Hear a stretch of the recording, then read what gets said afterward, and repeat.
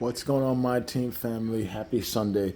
So I wanted to drop this video so I could talk about how I essentially sniped this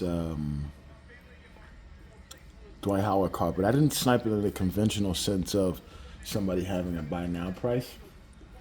I sniped it in the sense of the auction was dying and I didn't really think anybody could outbid me, but the price of it was still so low. And long story short, I ended up getting this for 140,000 MT. I bid 150 and they gave me the card and gave me back 10K.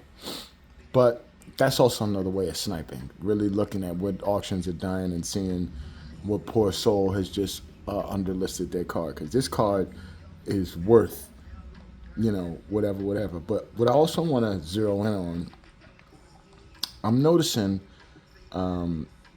that the value on certain cards is waning very, very, very, very quickly. And to the point of that Dwight Howard card that I just acquired, I think it was early yesterday. But I had initially pulled Chris Paul out of a deluxe pack, or it might have even been a regular pack. I think it was a deluxe pack. But anyway, I knew at that point, I was like, I don't really think Chris Paul is going to be as good, that much better than he was last year. And I wasn't really that interested. But what I want to show you guys is after I pulled Chris Paul, I immediately put him on the market and I listed him at 100,000 MT. He sold for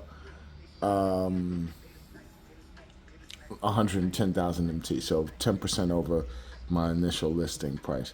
But what I'm noticing is, boom, his stock is waning significantly, so much so that if I set this minimum buyout filter at 68 on any diamond card, no particular theme, people are trying to offload shit.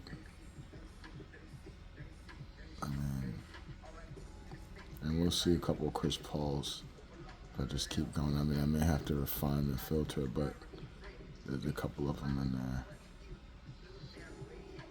Yep, there's one buy now, right now. They just want the 100,000 MT.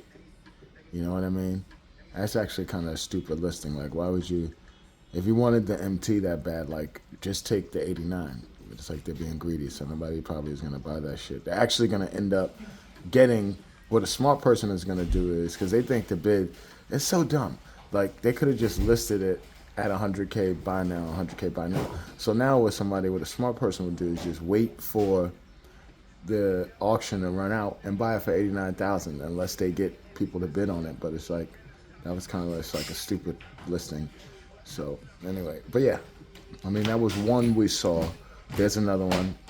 Now see, this guy he'll probably get his 95,000 MT before that 4 hours is up. You know what I mean? But there's a significant disinterest in that Chris Paul card. And here's another thing I'm noticing, guys. With like some of these cards where you got to pay 1 million MT to get them, which, I'm working my way towards being able to do that at the drop of a hat. Or, when they go live, just straight, whatever it costs. But, yeah, I gotta change this filter down here. If we look at any of these pink diamonds, okay, Steph, 773,000, MJ, 780,000, Karl Malone, Kareem, Gary, Kareem. So none of these are buy now. So here's my question. Why doesn't 2K just allow you, if there's such a hunger for these very rare cards that, obviously the current bid had to have initially been 100,000 on each of these cards, because you can't list your card for anything more than 100,000 if you're following me. So why doesn't 2K allow people to just list their cards for higher than 100K. If this, if I pull a really really rare card, I shouldn't be forced, I shouldn't be relegated to just listing that 400K. If there's a market out there where somebody's willing to pay 416,150 or 1,050,000 or 805,693, then why not let me list it there? So it kind of makes you wonder, like, are these actually cards that other people are putting into the market, or there's something else going on?